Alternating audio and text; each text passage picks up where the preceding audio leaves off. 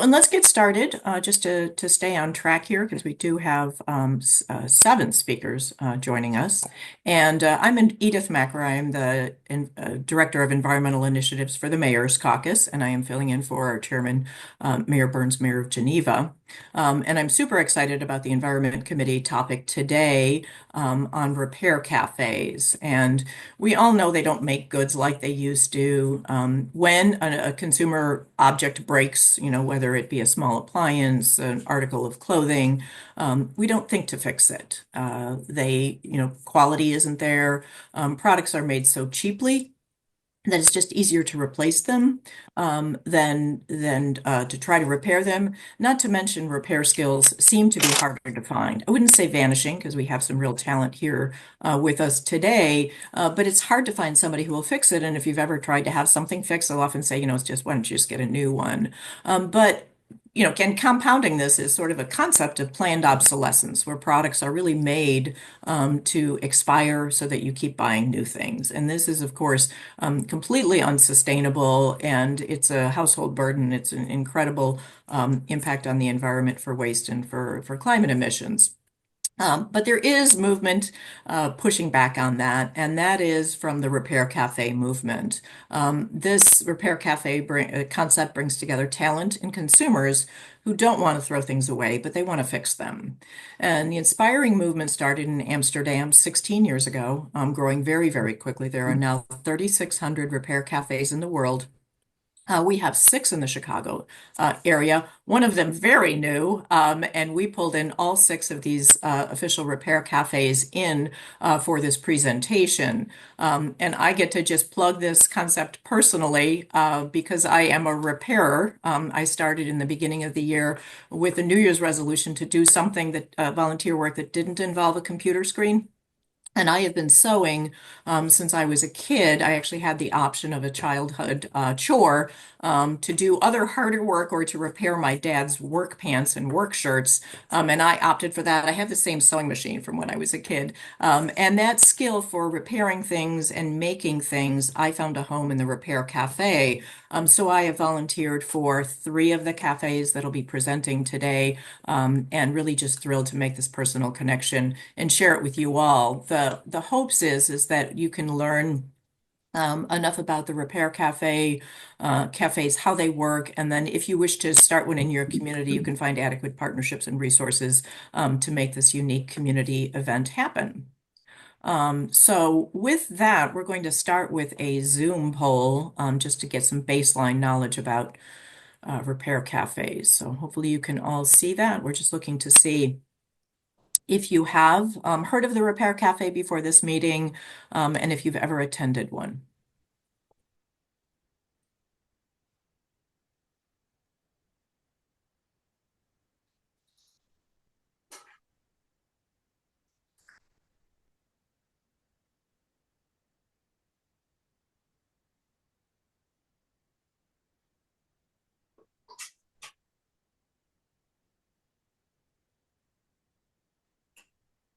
Good responses there. Some of you have heard of it. Excellent.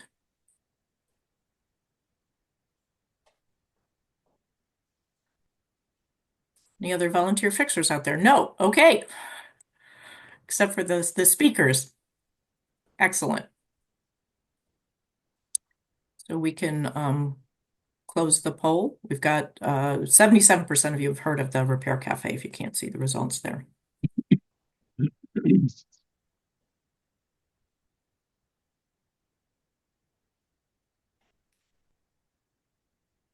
Okay, so let's get started with our speakers. And we have joining us to give us an overview of the Repair Cafes, the international movement about the Repair Cafe overview. We have Ash Klinder. And Ash is the campus sustainability intern for Joliet Junior College. She is also co-president of the student creative writing organization called Word Eater.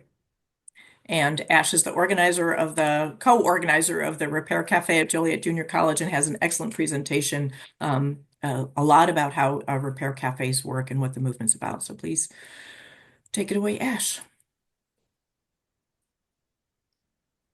Thank you very much. Let me please share my screen. I want to start by saying I'm so excited to be here presenting for you all today, talking about my favorite thing that we do at the college. So thank you very much to the Metropolitan Mayor's Caucus and the Environmental Committee for having us present at the meeting today. Can everyone see my screen okay? Yes. Yes. Okay. So, like Edith said, my name is Ash Klinder. I'm the Sustainability Campus Intern at Joliet Junior College, and I work alongside Maria Anna Rafak, our Sustainability Coordinator. So, today I'm going to be telling you guys a bit about Repair Cafe, what they are and what a repair fair is, the purpose of Repair Cafes and fixing the items, the history of Repair Cafe, how to join, and why.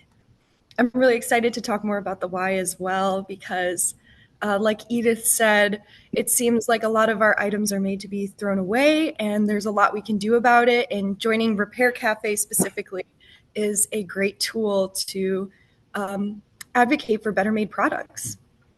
So, a Repair Cafe is a free meeting place where skilled volunteers bring their own tools to fix items and teach attendees how to do it themselves.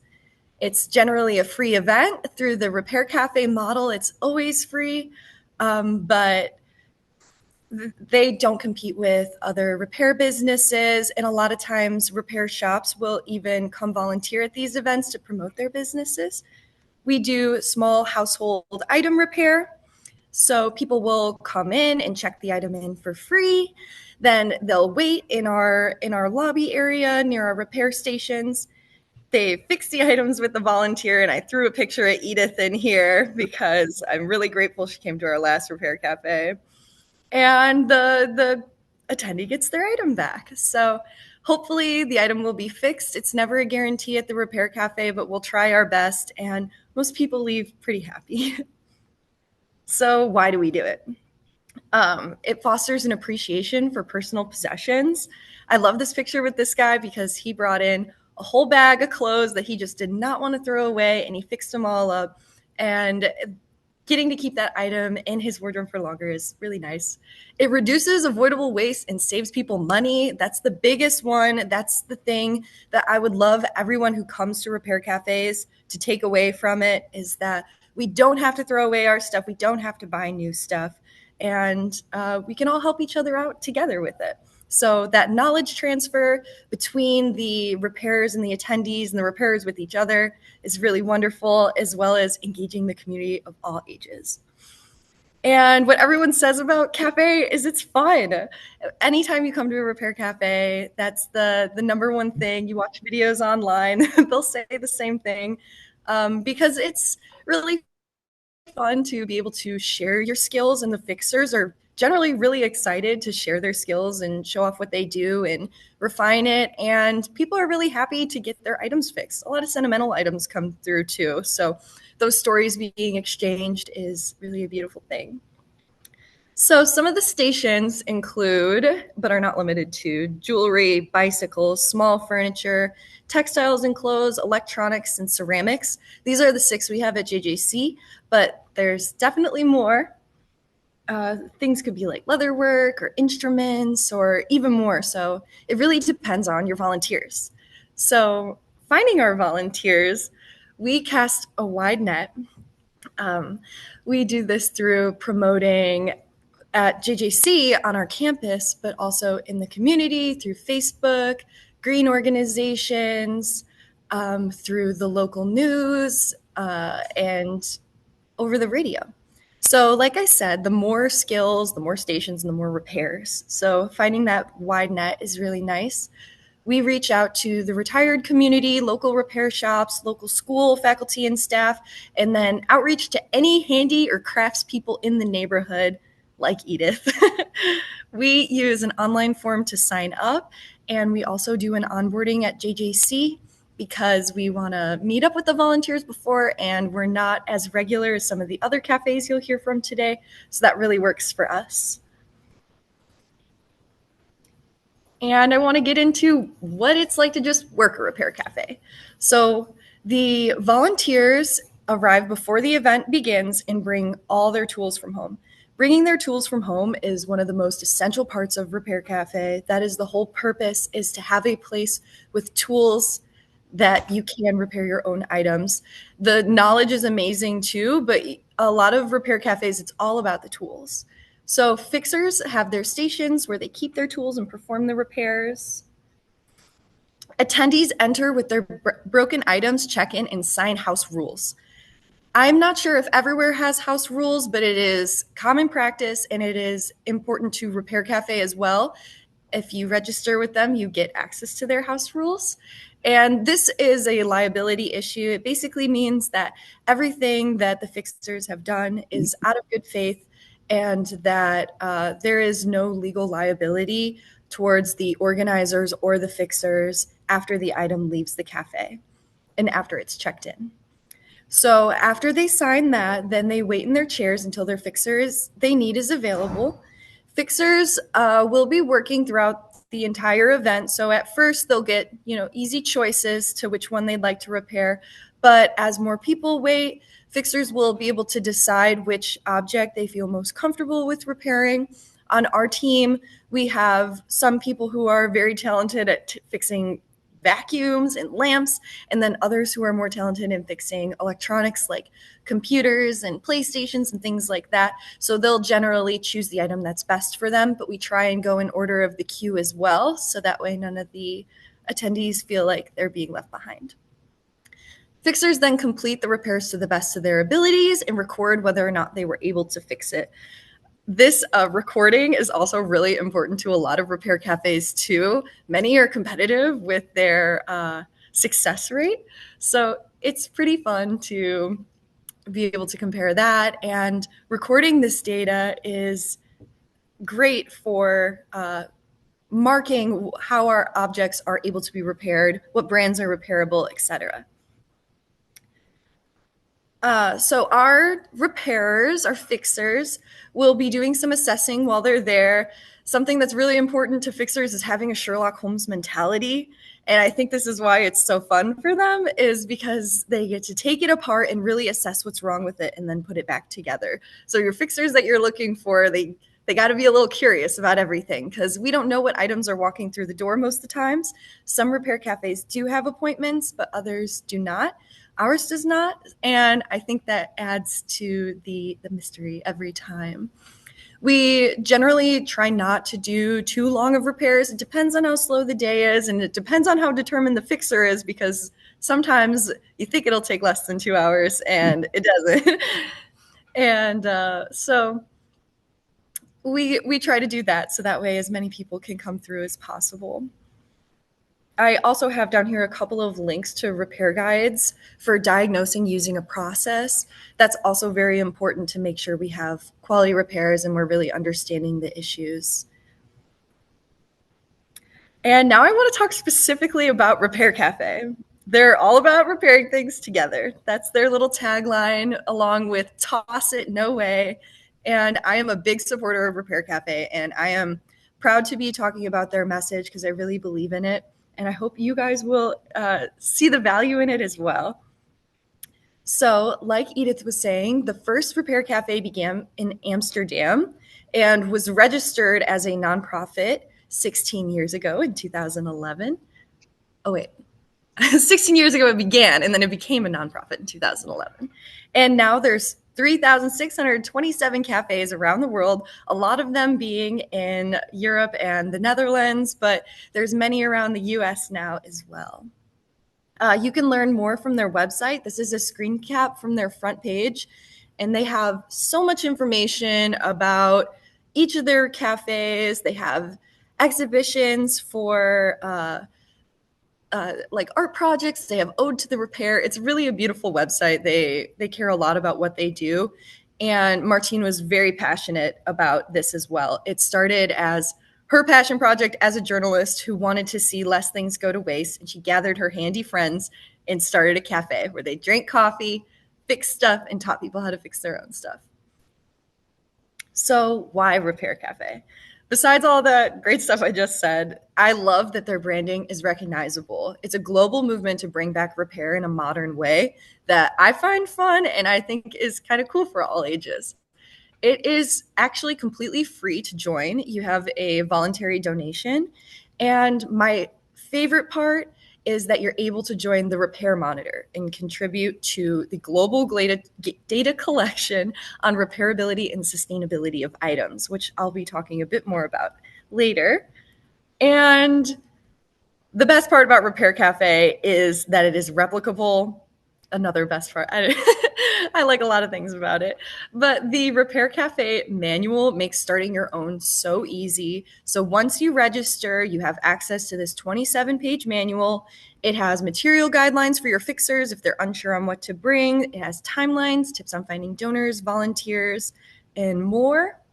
And the other great thing about joining is their marketing templates. So even if you don't have your own marketing team to really get the word out, they have all kinds of stuff that you can use and plug in your own information to editable documents and get a jump start on your Repair Cafe, along with having this recognizable brand of other repair cafes. So I would recommend to visit a repair cafe near you to start. That's how I started ours at GGC. You get experience from the organizers, the fixers, and the helpers. So that would be Mac and Manic on here today. Thank you guys. You guys are the best. You see the event layout, the types of repairs that are already available. And again, I was talking about registering on their website, so you could do that for free to get all of the stuff. And now I want to talk about Repair Monitor. So it is a data collection tool that allows organizers to add the data from the events on what items came in, what the brand was, what was wrong with the item, and could it be fixed.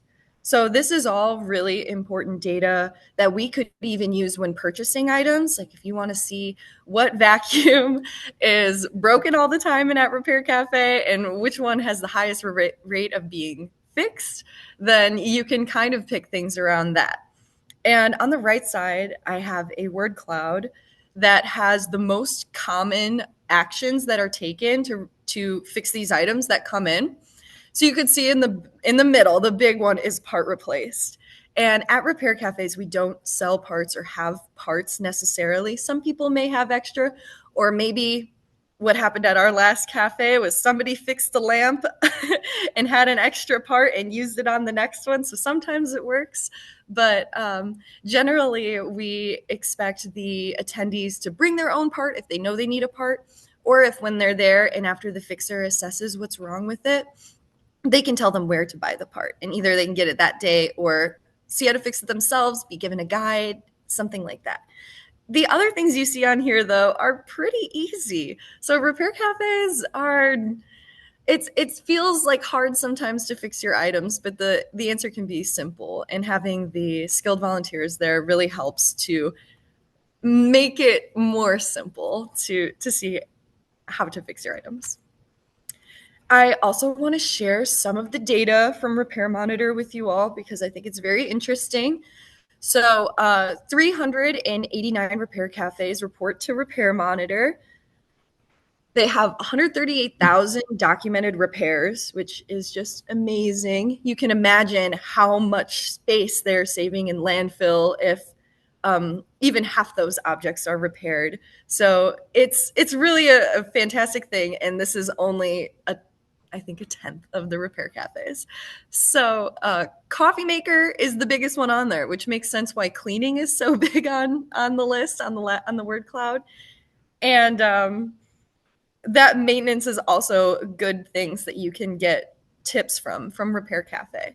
So this list here looks a lot like our top list for our items at our events. So that is what you can be expecting.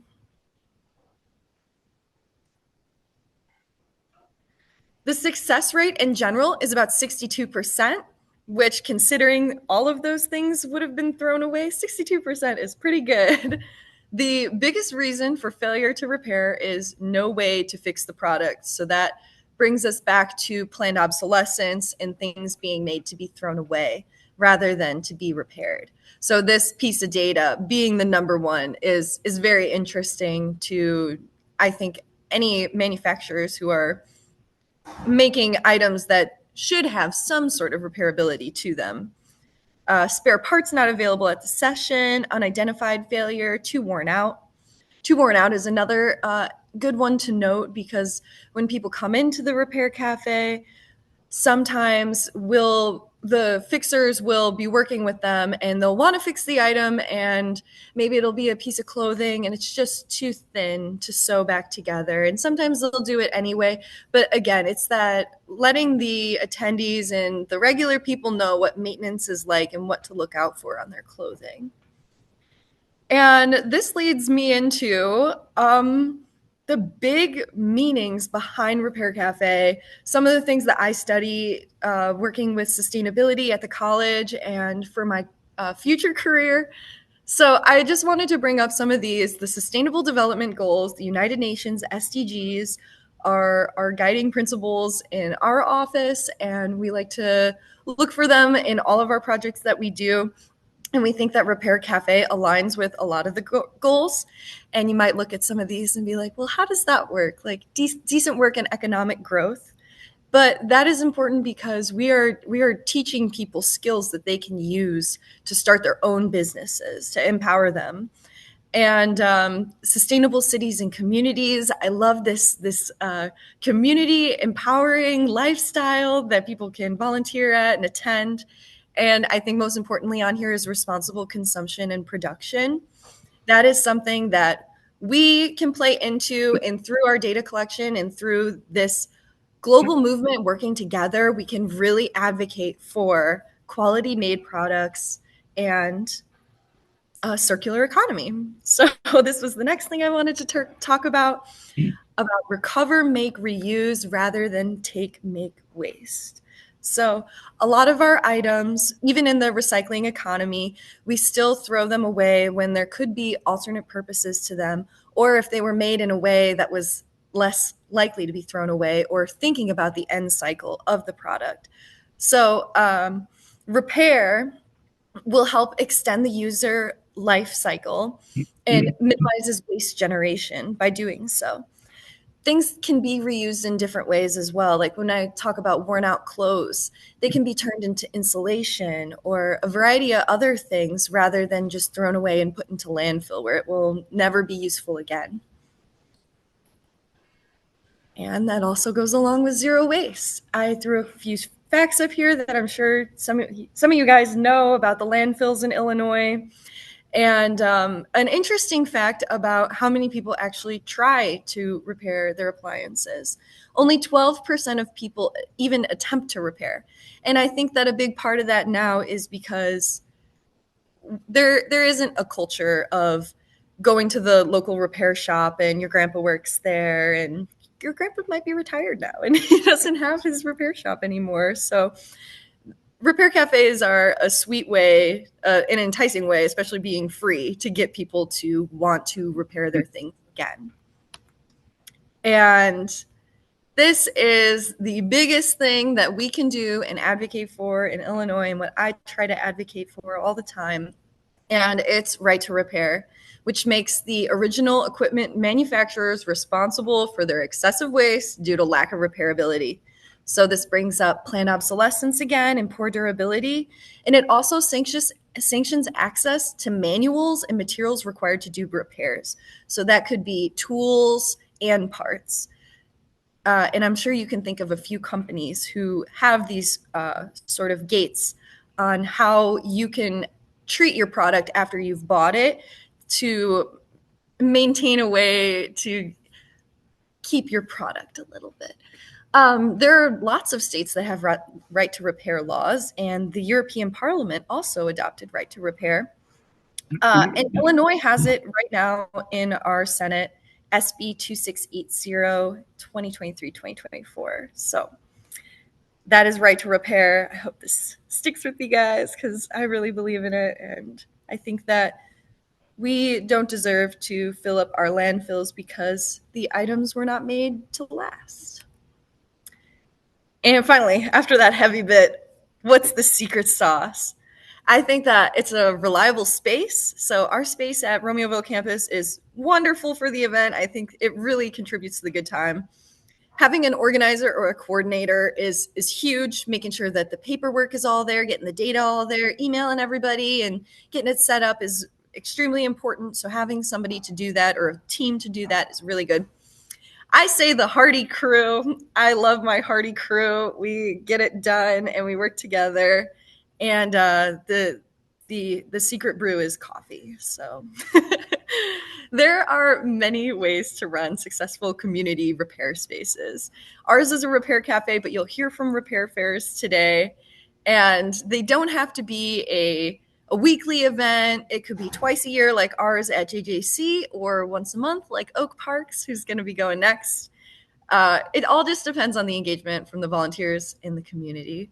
So thank you all very much. Is there any questions? I think that's all I have. So thank you. Excellent, Ash. Thank you so much for that terrific overview and for your enthusiasm. Love this. Love the fact that you put the secret sauce in there is coffee and donuts. So I didn't say donuts, but those are pretty common.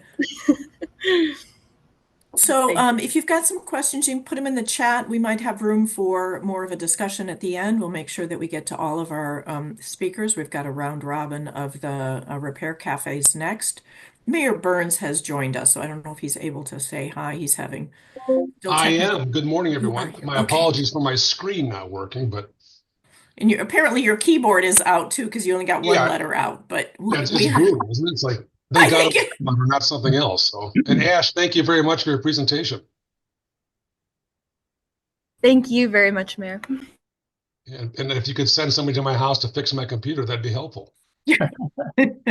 I think it might have been how I learned about repair cafes was the technical tinkering on college campuses. Well, it was how I first learned about it. But most of us in the repair cafe movement in the Chicago area have learned from our next speaker, who is Mac. And Ash tells a great story about the legendary Mac. So we're very pleased to turn it over now to the round robin of the cafes and the pioneer really in the Chicago area is Mac, McLewis Robinette, who goes by Mac, of course, and then Manik Gosavi. Those two are representing the Oak Park Repair Cafe. And so, Mac and Manik, we'd love to hear your story. Hi, I'm Manik. Hello, everybody.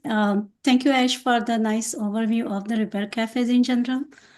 So I volunteer as manager and I coordinate all the activities at the cafe.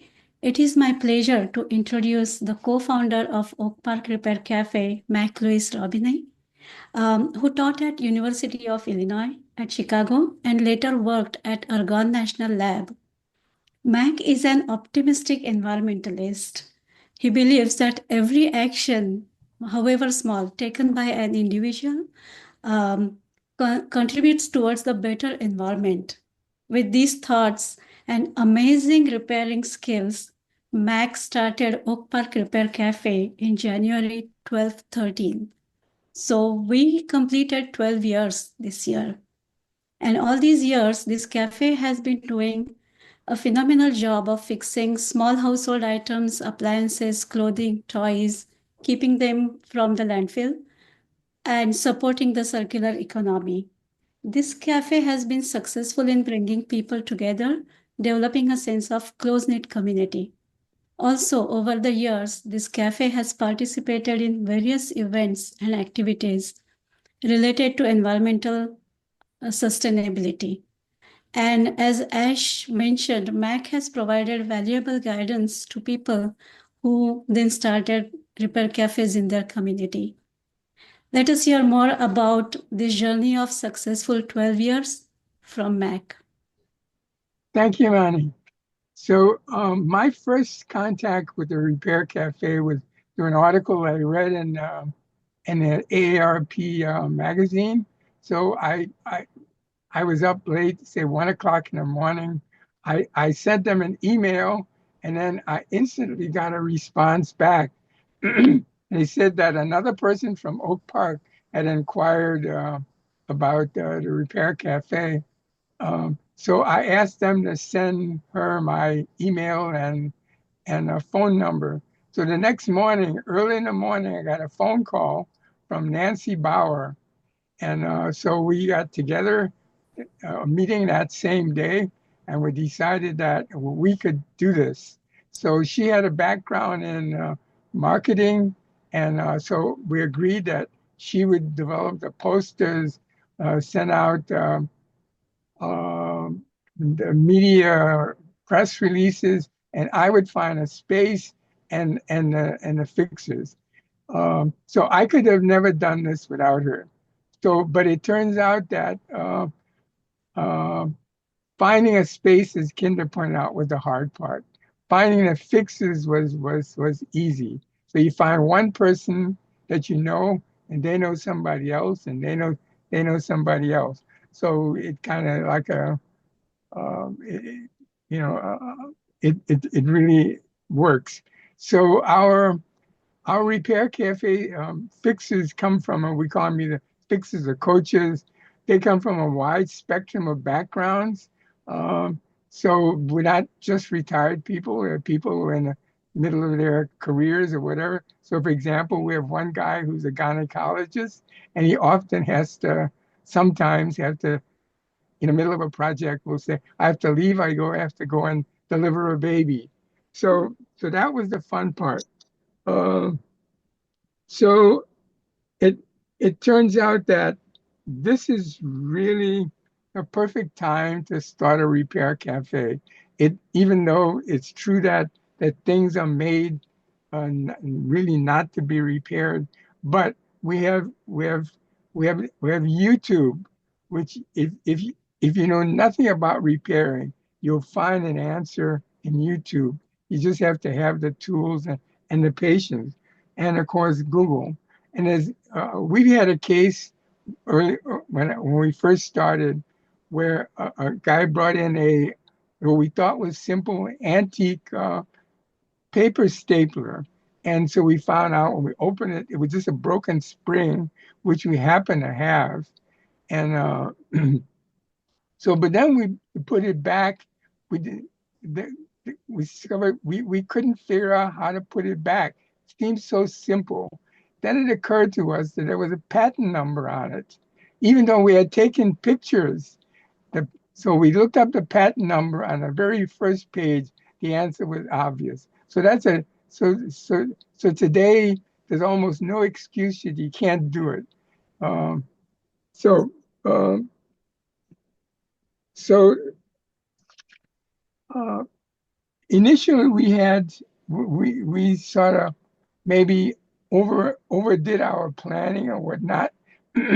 We had what I consider maybe some concerns that were really not borne out. For example, we were initially worried about how many people would show up, and or would we have the right skills? Would we have the right tools? So we asked people to register ahead of time, tell us what they were going to bring. So in our first repair cafe, it turned out almost nobody registered. So we'd have no idea who was coming and what they were bringing. And it turned out we didn't need to know any of that. People were very patient. We just played it by ear. And it turned out that um, we didn't have to worry about bringing the right tools because everybody brought something and we shared it. And there are actually some repairers who came with nothing because they had sort of moved to a condo or something, didn't bring anything with them. But it turned out then that we always work as a team, and so we share it. So that was not a that was not a problem. So we have some core principles we work under. The first is what will we repair? So our motto is if you can if you can carry it in, we'll give it a try. So we've done everything from breast pumps to the chainsaws. And so some of the things that you never do that are maybe kind of obvious, but you never tell somebody it's too cheap or isn't worth repairing. If they took the trouble, it means something to them, or we'll try to fix it. we're always the way we do it. We tell the person, this is your object. We're gonna do this together. So they have to sit across the table or next to us with the object, and we ask them to help us, even if it's just holding the screws or holding a screwdriver. We welcome children, and we ask the children to be there, and we give them things to do. Um, so that turns out to work good for us. So, and in repairing, as I said, we always, excuse me, work as a team. So, so if nobody knows everything, but our motto is, if you can't fix it, uh, talk to your repair mate. So we always get it before, unless it's really obvious, when we decide something is unrepairable, before we tell the person, sorry, we just can't, we get in a second opinion. And almost, I'd say at least 50% of the time, one of our coaches has an idea of how we can fix it. Um, so one of the kind of traps we have fell into, but it's good, is that if somebody brings something in and it's we can't fix it, but it's fascinating, that's a problem we have. We get so interested in something that even though the guests say, you've done your best, we want to hold on to it. So sometimes we take it home and work on it. And so that's rewarding, even though it's it can be kind of overwhelming sometimes, but we have fun about it. So I'm sure you've heard the joke about how many psychiatrists it takes to change a light bulb, and the answer is, well, the light bulb only one, but the light bulb has to want to change. In our case, the Repair Cafe version of that is how many repair coaches does it take to change a light bulb? Well, we say it has no limit as long as everybody's having fun. And even if it takes a whole community to repair that light bulb, it's okay. It's a good thing. So now we run into some what I call ethical issues. When people bring things in, they're broken for a number of reasons. So sometimes it's because they were badly designed or whatever, but our emphasis is whatever we repair, we want to make sure it's safe. So, and sometimes somebody will bring something in and we discover it's under recall. We're fortunate that we have laws that require manufacturers to let the buyer know if you have something that they've discovered is unsafe. So we have those. We've had a few cases of those where somebody will bring something in, and we'll look it up and find that it is on recall. So we will help them get the forms, do whatever the manufacturer wanted. For example, if you bring in, for example, we had a person bring in a large dehumidifier. So the requirement was for the manufacturer was to cut the end of the cord off, put it in an envelope, and ship it to them. And so he got something like $100 refund. Now, on the other side of that, sometimes a person will have gone through that process, gotten the refund, and then bring the object to us and ask us if we could fix it. And we say, no, that would be unethical. We can't do it. And so another case is sometimes there are products out there that are unsafe, even though you pay a lot of money for them. So we recently had a case where sometimes people will ask us if we'll donate something, and we say, well, maybe somebody else could use it rather than to give it to Goodwill or whatever, or just because it's simpler to do. So we had what was called air purifiers, and it turns out that they are really not. They might give you a nice smell or something, but they're really not very effective, and they can be harmful. They're primarily ozone generators. So I'm sorry. Uh, and so what we decided, we had to decide, we had a air purifier that was on, that initially cost $600. And so what are we going to do with it? And we decided that the best thing to do would just be to take it apart so it would never be used again. So now we've discovered over the years is that our Repair Cafe is really more than just a place to get something fixed for free. That people come sometimes, well, they have good reason they want to get it fixed, but they're supporting us, and we find that we're neighbors helping each other, and that's why we insist that the person stay with us when we're doing this, because they're sitting across the table from us, and we get in, they tell us something about their lives, tell them something about ours, and so it's fun, and it's uplifting.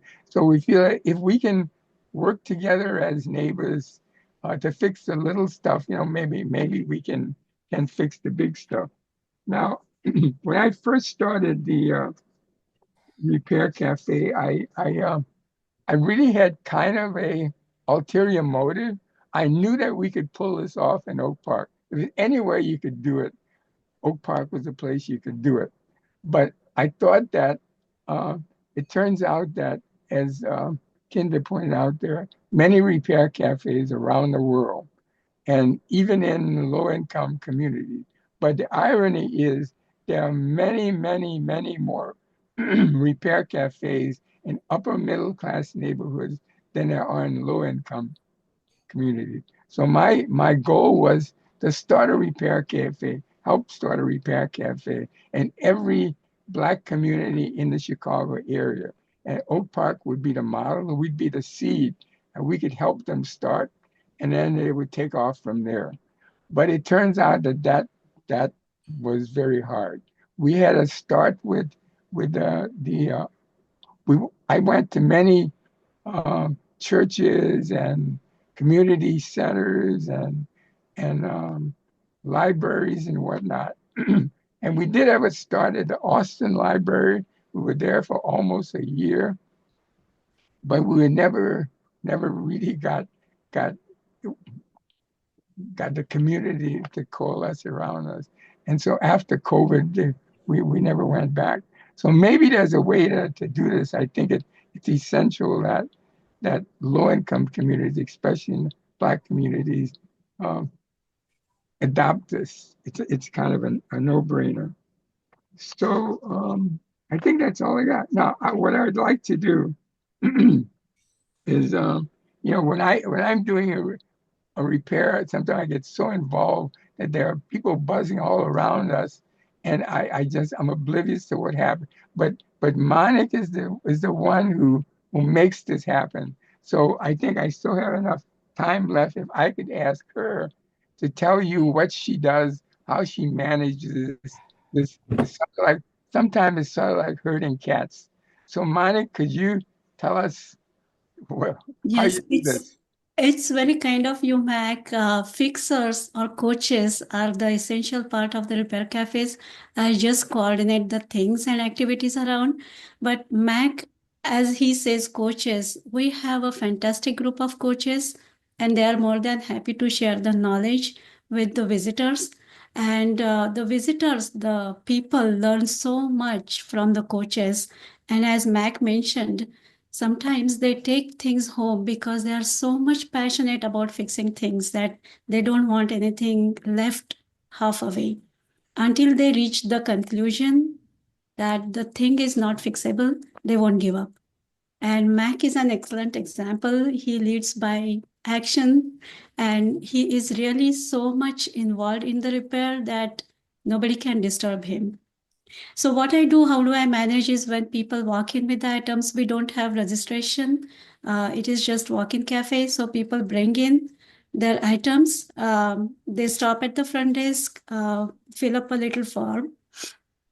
giving the information about the item, and then they have a number in the queue and they wait in the waiting area.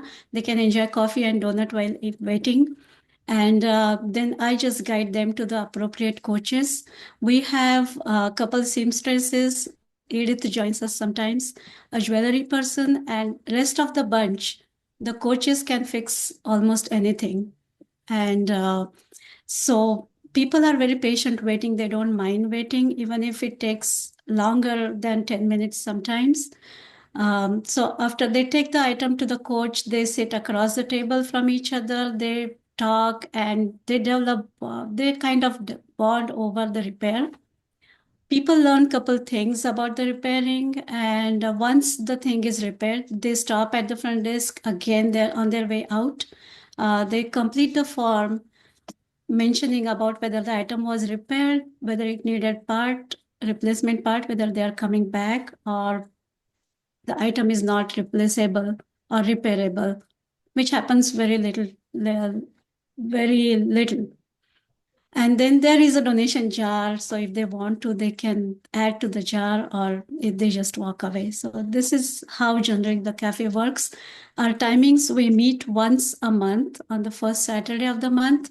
The timings are from 10 a.m. to 1:30 p.m. But people line up from 9 o'clock, and this is not exaggeration. People are there waiting before, sometimes even before the coaches arrive, and it goes well beyond 1:30 until the item gets fixed. If we have time, I just have a quick question for Mac. Edith, is it okay if I ask him a small question? Sure. Okay, Mac, as I know you want more younger generation to be involved in this repair movement, and I understand Oak Park Repair Cafe has been doing some things regarding that in the past, and you have been thinking about other actions. Could you please tell us about that? Yeah, so early on, we thought it would be good if we could attract young kids, and we encouraged in our initial flyers. Sorry, let me take a drink. In our initial flyers, we always said that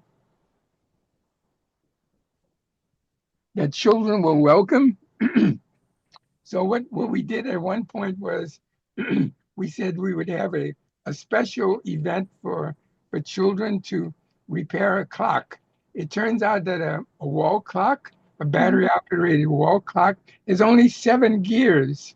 And if you're careful, you can take it apart and put it back together. So we put out the word that come, we'll provide the tool. If you have a small screwdriver, bring it.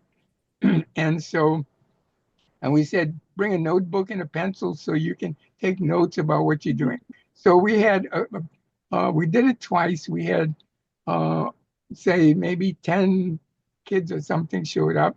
The girls showed up with a notebook and a pencil. The boys had nothing. So they took things apart, and it turns out there were 2 girls who could actually took it apart, put it back together, and it worked, whereas none of the boys had a clue about. So we thought that maybe we could, at some point, we could ask, send a note to the teachers in the school and tell them about the Repair Cafe and encourage them, their parents, to bring them to it. So that's something we thought we might look into.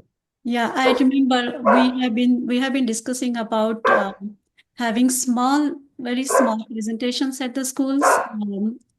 One of our coaches used to teach at an institute. He used to teach workshop. So people like him could be a good coaches. And I remember Mac and a couple other coaches, we have been discussing about this, of conducting small workshops at the local schools.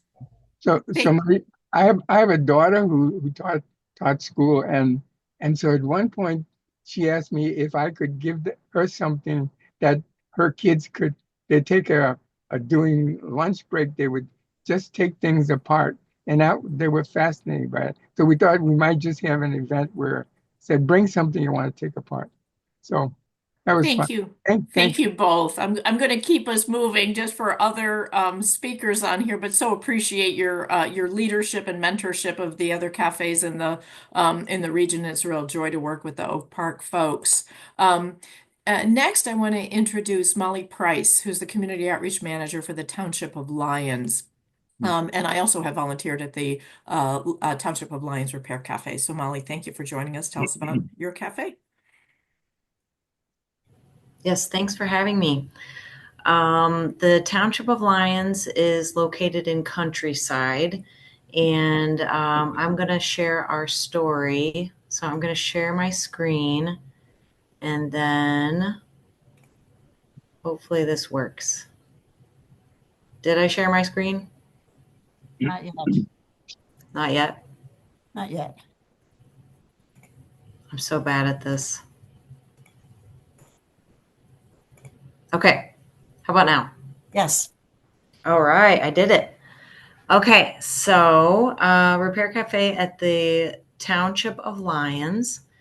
It originated from a conversation with Go Green LaGrange, and that organization had heard about Repair Cafe as an international movement, and they realized that we at the Township of Lyons in Countryside we have a really nice community room with lots of space. And they also knew about Clerk Elise Hoffenberg's environmental initiatives. So you can see here that she and her daughter are planting a native plant garden in the village of Bridgeview. So it really was Go Green LaGrange's idea initially. We are always looking for ways to serve our 18 municipalities, and these are all our villages. And this is kind of a cartoony way to look at our township with different landmarks across the township. So first, it was summer interns who worked on the marketing images and worked to find volunteers. They used social media, they used email blasts, they used a Google form for finding volunteers. They made QR codes. They put posters up around at the libraries within our township, things like that. So this is an image of one of the posts, and they even gave out gift cards as an incentive for people to sign up. The summer interns then came back and volunteered with us to help kick off the program. So you can see some of the summer interns here who were working in the sewing station.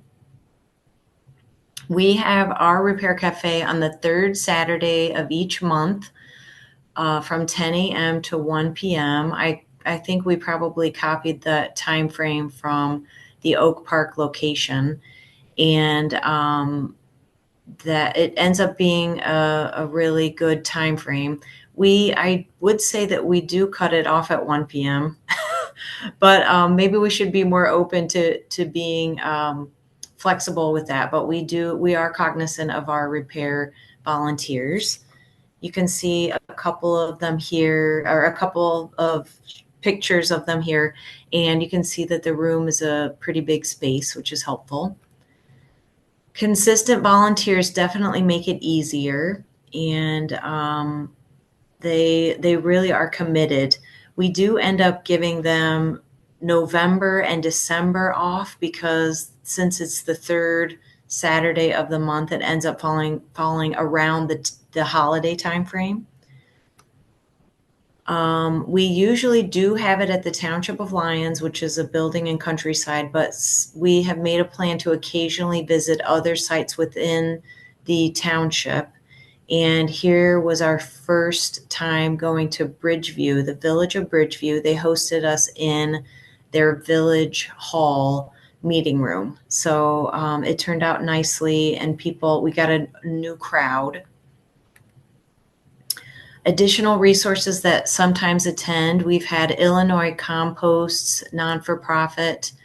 We have iCash occasionally, or actually pretty consistently, iCash will come and help people find cash within the Illinois system that is theirs to claim. We've had a calligraphy demonstration. We've had native plant sale pickups. And this is the biggest draw, I would say, is that we pay someone to come and do knife sharpening. We have up to 30 blades sharpened per session. So we started out with allowing 5 blades, but now we only allow 3 blades because we've had such a rush since it's a free service for the people in the township. And then we found a legal aid, a lawyer who is interested in volunteering with us. So that might be a new volunteer in the future, which is exciting. And then, of course, we've already talked that offering free donuts and coffee is a huge draw. And then this is just my contact information. So I know it was a lot quicker than everybody else.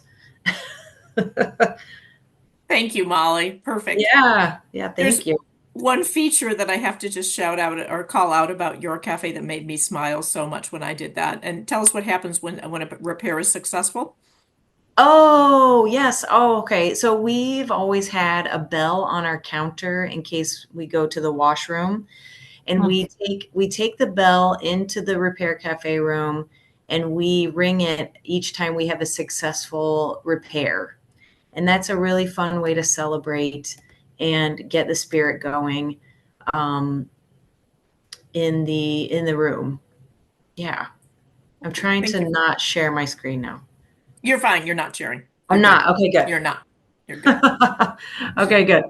Thank you for that. Don't be afraid to put some questions in the chat, but we'll keep moving. Thank you so much, Molly, Yeah, for thank your you. work there. Thank you. And we are really thrilled to have with us the Evanston Repair co-leader, who is Ann Opila, who also has some pictures for us and is also a longtime Repair Cafe leader. Welcome, Ann. Everybody. Hopefully you see my screen. Everybody see the screen? I should be okay. Good. I We see do. that. You're Okay, in perfect. presenter mode if you want to. Okay, I want to go to full screen. Slideshow. Okay, that should be. Oh, it's not moving. Huh. All right. For some reason, it is not going into slideshow. But That's okay. We can see it. Okay, that's weird. Yeah, so yeah, I realize it's not, I've got the slides on the left, but hopefully this will work and hopefully I will get a copy. So yeah, Evanston Repair Cafe. I am one of the co-leaders. My partner is Kathy Caberon. So you see a little picture of us down below. I didn't put pictures of repairs because I know everybody else has them and they all look the same of happy repaired items. But I did put our email address. So Kathy and I share an email address if anybody wants to reach out to us at evanstonrepaircafe@gmail. And we actually do register patrons in advance. So if anybody wants to look at our registration site, check it out at EPL, which stands for Evanston Public Library /repair.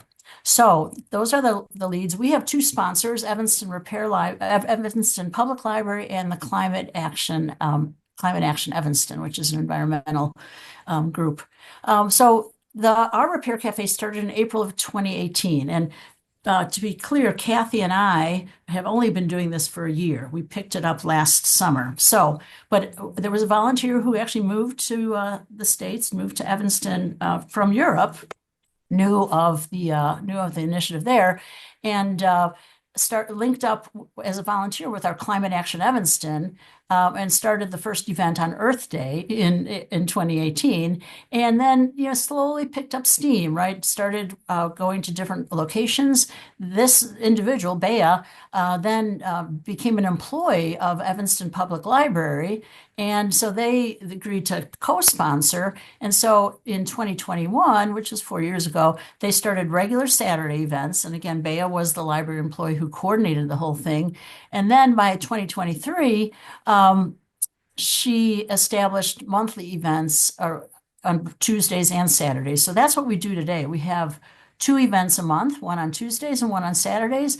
the original founder, Bea, moved back to Europe last summer, and that's when Kathy and I became co-leaders, and we're both volunteers. And we kind of, it's great to have a partner because we can bounce things off of each other and share the workload. So it's actually, but again, it was running very well. So we just had to jump on board and continue the momentum. So this is what we do in attendance in 2025. So we're almost halfway through the year. On Saturdays, we run from 10 to 1, similar to other folks. We're on the second Saturday of each month. We have 35 to 50 participants per event, so it kind of varies. We have this pre-registration concept, and so we have 45-minute slots that people can sign up for, and we generally have 15 to 20 volunteers. And again, we ask the volunteers to sign up ahead of time, so that fluctuates if they're in town or what have you. We also do a Tuesday, the fourth Tuesday per month, and smaller because we have fewer volunteers. There's definitely people who work full-time during the week, so as a result, we get 15 to 20 participants per event. And here we have 60-minute slots, so we can take on and go a little bit more casually as we do the repairs, because Saturdays can be kind of chaotic, right? Because we're turning people over pretty quickly. We do use this pre-registration tool, Sign Up Genius, which is free, but it helps so much. And I know it's not required, but it allows patrons to sign up ahead of time. We find out what they want to repair. So we ask them for like the model number, send us pictures. We can do a little research ahead of time and then, be ready for them as they show up. So they appreciate it. We appreciate it. It does definitely keeps the event running smoothly, but we also accept walk-ins. And I would say maybe a quarter of our patrons are walk-ins. And even with the pre-registration, I would say, there's always a couple no-shows, people who register but then don't show up, but the walk-ins kind of offset the no-shows. So it actually works out great. And we try not to have too many sign-up slots so that we're not overloaded. So our balance actually works quite well to have the right number of patrons to match with the volunteers and what their skills are. Repair logistics, right? And you've heard about this already, right? But for us, the space and the registration link, that sign-up link, are provided by the library. But I said we had a co-sponsor, Climate Action Evanston. They, both CAE and EPL, provide publicity on their websites. They do outreach. They provide funding if we need it, but we're pretty much self-funded via patron tips. So we actually don't need a lot of money, but they're there if we need them.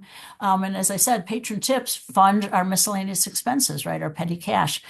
Funny enough, we did not have to recruit volunteers. It was up and running, but we've had so many volunteers seek us out with skills, or I want to jump in and be a general repair, fixer. And so we've had no issues with the recruitment, retention. All of the volunteers love it and they stick around and just keep coming back over and over.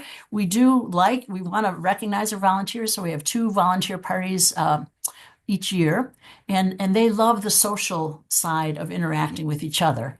So our basic skill categories, this is what we have all the time, right? General repair, which is our most popular. That's where the lamps and the toasters go. Electronics, computers, electronic toys, etc. Sewing and mending and darning, right? Sewing machines as well as hand sewing. Jewelry repair, popular. But on Saturdays, we actually bring in a lot of other stuff. Paper conservation for old cookbooks, scrapbooks, etc. Knife sharpening, I agree, very popular. We do it for free. And we're actually adding a second knife sharpener now because it is so popular. Bike repair, we do from spring through fall.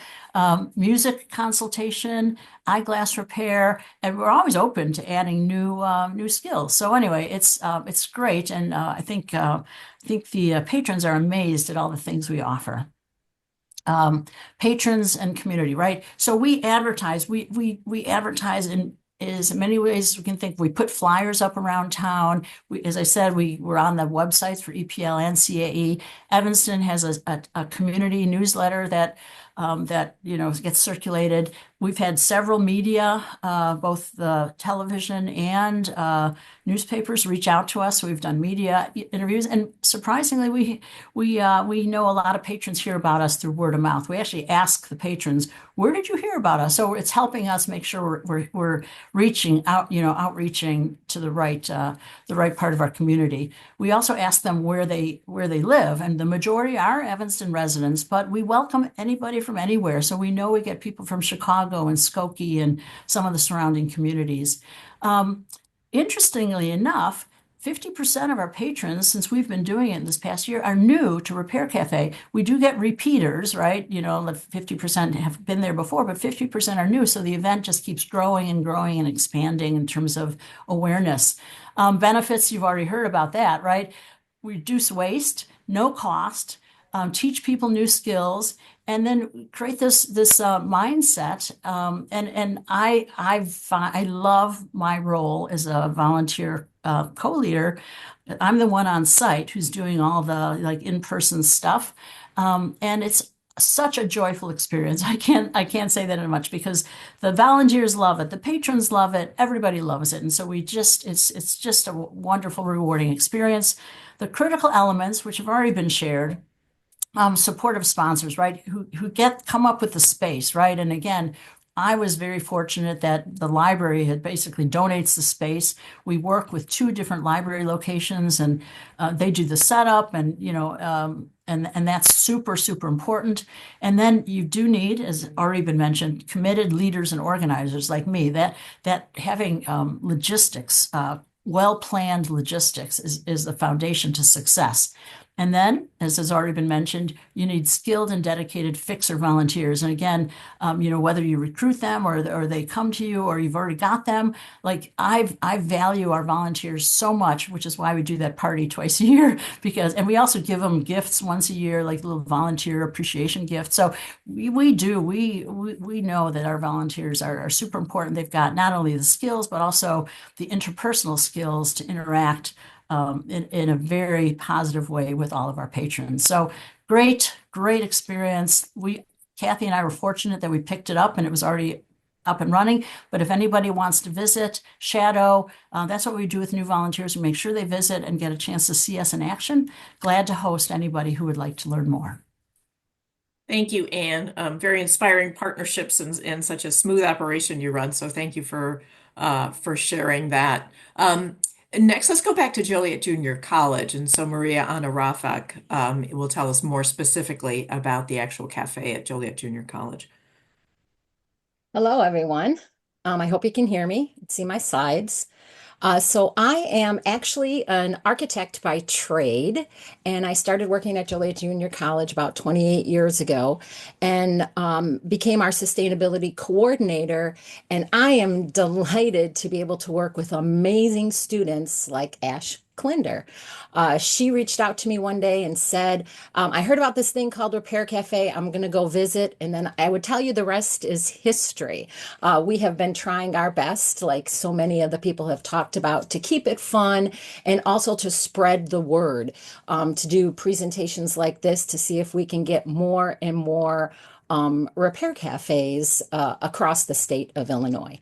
So, ours is called Romeoville Repair Cafe, and you'll notice some of the branding, which is sort of the same from some of the other presentations. Let's see if I can get this to work. All right.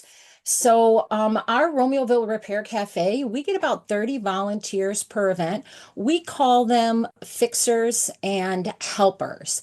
We have 6 stations, textiles, electronics, small furniture. We do ceramics, jewelry, and bicycles. We do report using the repair monitor online, like Ash indicated, and then we host our events twice a year. As a community college, we celebrate Earth Month in April, and we celebrate Campus Sustainability Month in October. So those are our 2 events. So laying the groundwork, we started with finding support at JJC. our campus sustainability intern. She's in charge of all the organizing and the outreach. We work with our corporate and community services. They offered us some initial support with full page ads in some of our marketing pieces. And then we received some seed money from the Alumni Foundation at Joliet Junior College. So you'll see that we have past faculty, and then we have alumni and students who participate in our event. The Office of Sustainability is Ash and I. We have a student worker, Juno. And then pictured here with us is our dean of our Romeoville location. So we are actually located in Joliet, but we have a satellite campus in Romeoville, which is awesome. We did go through our legal team at JJC, and we got approval in 2023. And I'll show you in a minute our first event. So we do seek donorship. We receive enough in tips for the donuts and coffee every year. So the joke about the donuts and coffee is real. So we receive just enough money every year to provide free donuts and coffee all day long. We do have a QR code where people can donate. So Senator Ventura from the state of Illinois has donated. Our Will County Land Use has donated. And then we actually did get a anonymous donation, which really will fund our repair cafes for at least the next 2 years. We get their name on our website, we do a thank you, and we make sure everybody knows who our donors are. So this is our Romeoville campus. It is our north campus, and I'm going to show you a minute. We have a multiple rooms where we kind of lay everything out. One of the things we do, well, we do a couple things that are different. We do a kids space. It is a full-on area for kids. Some of our repair cafes, we have a couple of kids. 2 repair cafes ago, we had, including children of the fixers and the helpers and the community, we had a gang of about 11 to 15 kids, and they were amazing. We had all sorts of crafts and building items. We of course send them outside to run around, so that's been super successful. We have coffee and donuts, and then our repair cafe goes from 10 until 3, so we do provide lunch for all of our fixers and helpers as well. This is that space.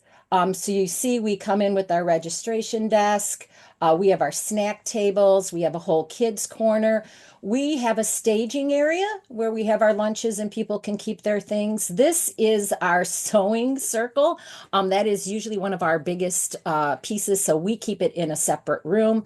And then you can see the tables that are lined over here, which is where a lot of our fixer space is. So it's a beautiful space. We do kind of shout out to our maker lab here. So we have a full maker lab at JJC with 3D printers, laser cutters, all sorts of great things. So we've had where we fixed the electronic part, but there was a piece we needed to make. And so you can reach out to our Repair Cafe, to our maker lab, and get that piece fixed if it's something that you would like to do as well. So we do all sorts of marketing. We have been on the radio. We spoke at the Illinois Recycling Foundation's event. We have been to Green Drinks out in Homewood Flossmoor. We do all sorts of work all year long to promote and reach out to both volunteers and helpers. So that's how we kind of, there's a little difference. So the fixers come in, they bring their own tools. We're willing to reimburse them for any materials that they would need. In our 4 repair cafes, nobody has ever asked for that. And they're really big on teaching. So I not only have learned a lot from our fellow Repair Cafe folks, but that common thread of wanting to share the knowledge, wanting to teach, wanting to, get the kids, get the people involved while we're fixing it, and then how they work together. It's kind of a long story, but there was a rocking chair that I think at least 7 or 8 fixers, it was a musical rocking chair that got involved. And then we have our helpers. So because of the big space, our helpers try to move people. It also eliminates, when we do the repair monitor, our helpers can help the fixers put the information in so they can focus a little more on fixing. So our story quickly, we hosted our first event called Busted to Beautiful, Mend Your Business. It was after Ash had visited Oak Park, and you see Mac here. He and his team and Manic gracefully agreed to come down and help us get started. And it was October 21st in 2023. So without their help, we never would have been able to kick it off, but it was super successful. All sorts of, you've seen this young man before. He had a whole duffel bag. He started sitting there. By the time he was done, he was sewing his own buttons on. He was fixing his own seams. And then items like this is important because it's just a little stuffed animal, but it had a lot of sentimental value. So we had 46 items brought in and we fixed 38 of them. So that was a repair success of 82%. This is kind of that marketing piece that we use. We became an official Repair Cafe, and since then we've hosted our 2 events a year. We are proud to be the 5th Repair Cafe in the state of Illinois. So super excited about that. We have hosted 4 events. We've had up to 60 volunteers and over 200 participants. And again, we host twice a year for 5 hours. 241 items have been brought in with a current success rate of 72%. I don't know if other repair cafes have noticed this, but we get some folks who bring in things that I think they know can't be repaired, but they love the interaction and they love talking about the item or where they got it. So you can kind of see our group here. This is some of our data. So you could see pants, jewelry is really big. Our bike person keeps super busy. We've had 71% success rate, which is pretty good. 13.6 we couldn't repair. And we actually, our event is by a Menards and a shop where people have left our event. They went to the store and picked up the piece and then came right back into the queue so we could fix it for them. So this is a former retired faculty member, and you see they're kind of troubleshooting and working together. I'll let you read their quotes, but it is just amazing how much fun, you're going to see that word fun, that they had. This here is Nick. Nick is one of our students, so you could see that the fixers are all kind of working together. These are our people sitting on the side trying to, learn about the repair. And then this woman right here actually couldn't sit. She came around the table and she's helping him hold wires. These are our jewelry repairs, our Oak Park, and this is one of our former faculty members. That's my necklace. Some of the beads were missing, so she put the necklace back together. She made me a bracelet and a set of earrings that match. So it was a fix upgrade as well. And so our jewelry person sits there all the time. So she's super excited, and we've had students that have learned from her to keep working on the repairs. Bikes are awesome. We had somebody bring in some old bikes. We fixed them up, and then they donated them. And so we were able to give away a few bikes as well. And then here you can see the big smiles, everyone kind of talking, and the community that it sort of that it creates. We too have fixers, our hand sewers over here, and then you could see all the darners. That is our dean, big smile on her face, and that is our student, former student trustee at Joliet Junior College, and they are in there working with their hands and fixing as well. So this is great. You could see a couple of generations here, all smiling and happy to fix.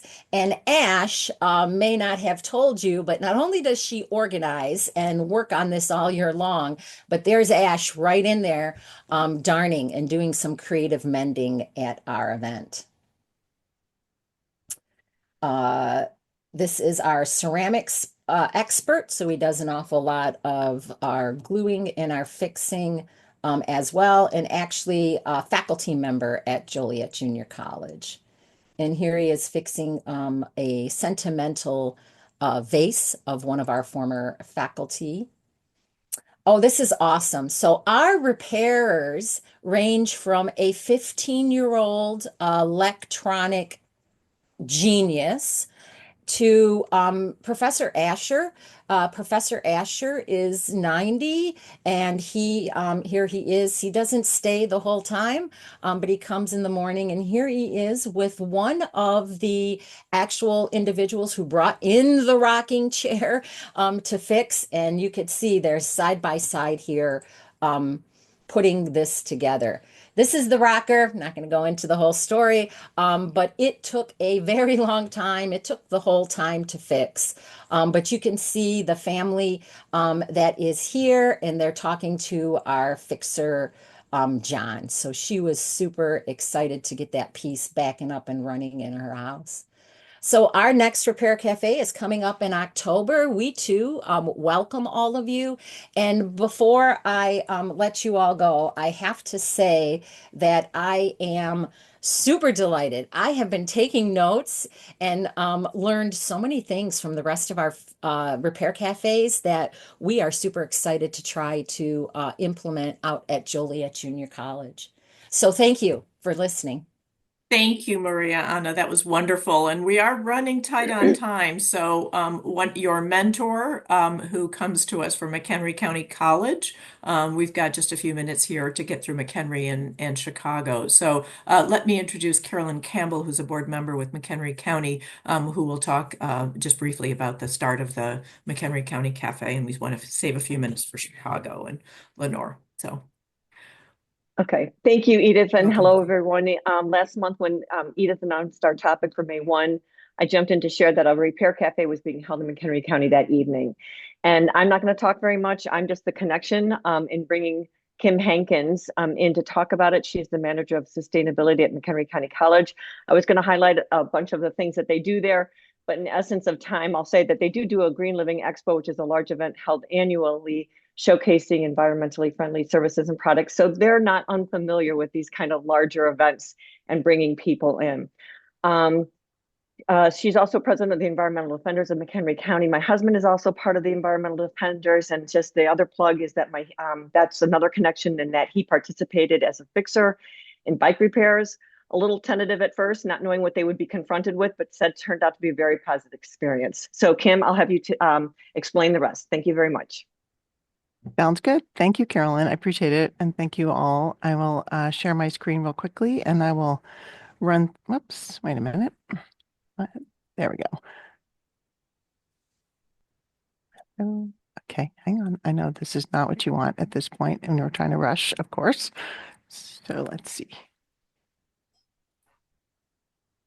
Okay, well, that's fine. We'll start here. Let me get into slideshow mode.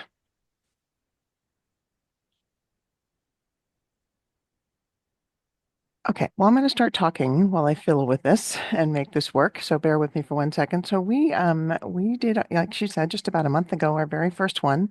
We're not an official repair fair yet. What we really hope that, and I'm after today, we can't wait.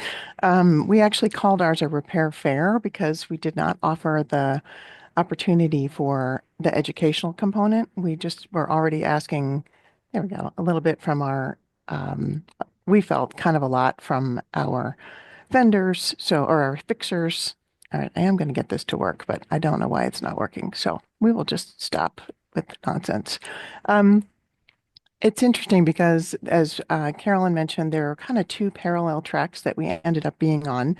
I had heard about it at the initial Illinois Recycling Association conference when Ash and Maria did a phenomenal conference. I've known Maria for a long time, so it was fun to have them really help us, guide us, and get all sorts of good information from them. So I looked at it, adding it to our Earth Month offerings, which, just like Ash and Maria just mentioned, we also celebrate Earth Month at the college. And we do our Campus Sustainability Month in October, and then we culminate it with, as Carolyn mentioned, the Green Living Expo is always the first Saturday in November. So we're hoping to do another one along with the Green Living Expo. So kind of bring your items and then go see the expo while you're waiting for your items. So we hope that works. Then parallel at the same time, while I'm doing all this research, one of our board members for the Defenders, Ashley Lang, is extremely passionate. I think she'd rival Ash with her passion about repair fairs and was dying to do one here. She's been to the Evanston one and the Oak Park one and raves and raves and raves. So we just happened to have a conversation. I said, well, I'm thinking about doing this repair thing. She's like, oh my God, oh my God. So it was great. We actually got together, and there's no way I could have done it without her experience and her knowledge of extending all those things. And of course, Ash and Maria too.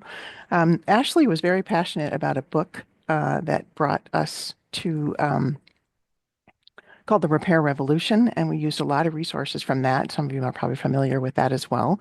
We basically had three categories. We did small appliances, mending and clothing, and bicycles. And then small appliances kind of morphed into lamps also. So we separated that out as well.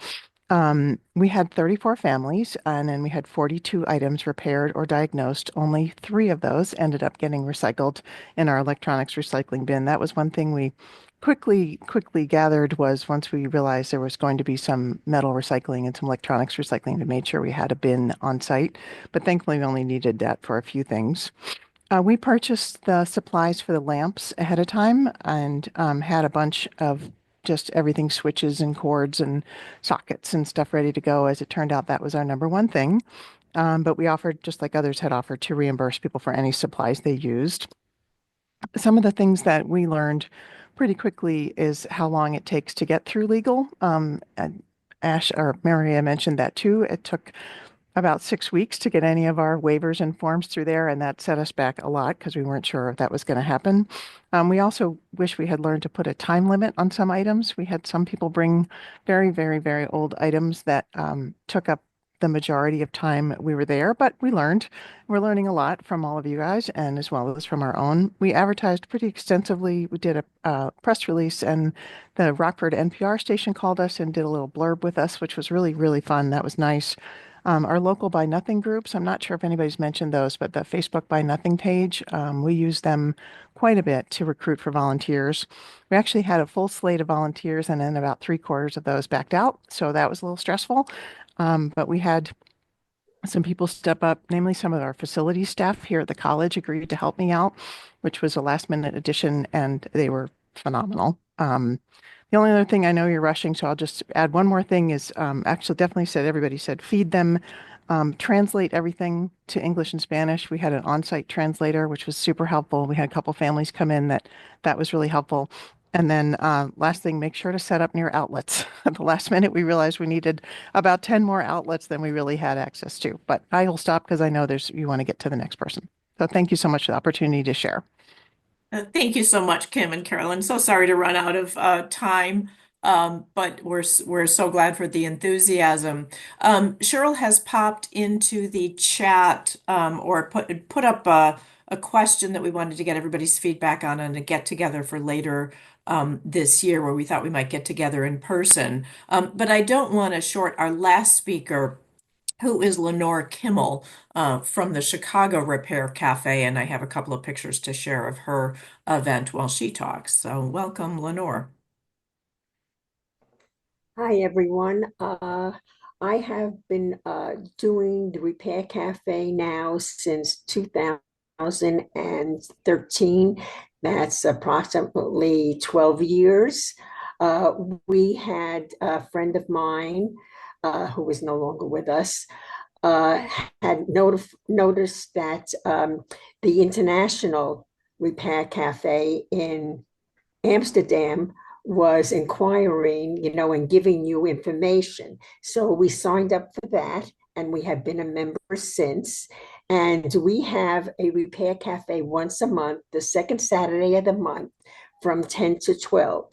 We originally started out in a food pantry and then became too big. So we moved to another food pantry. And then finally, my daughter suggested we call the social library, which is the regional library in Chicago.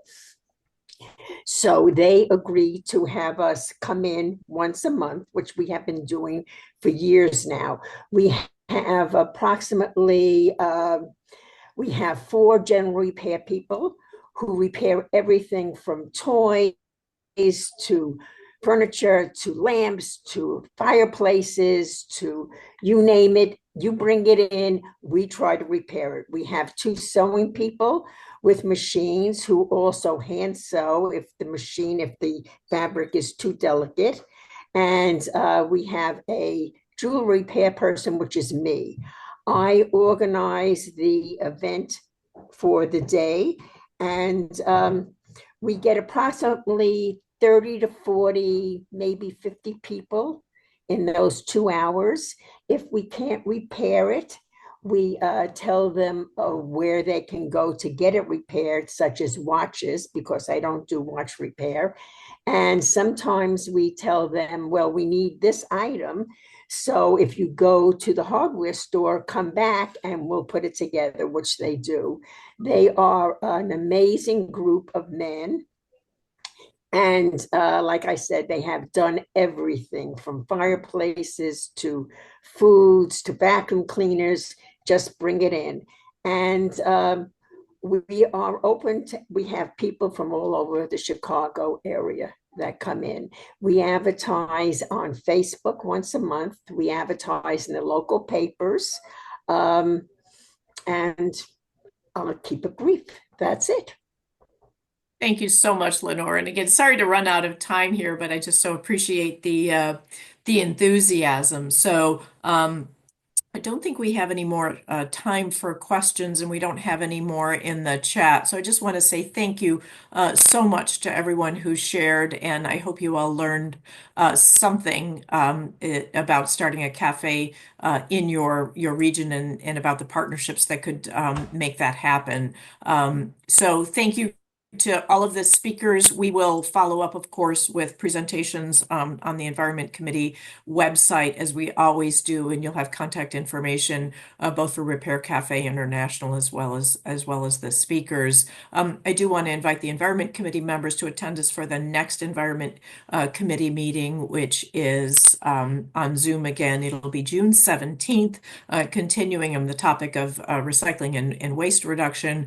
We want to give an update on our exciting EPA project called the Recycling Education and Outreach Campaign for the Chicago Metro region. So we will please join us for that next month, Tuesday, June 17th. Thank you everyone for attending and for sharing your enthusiasm, your pictures, your information, and your learning. So have a terrific rest of your day.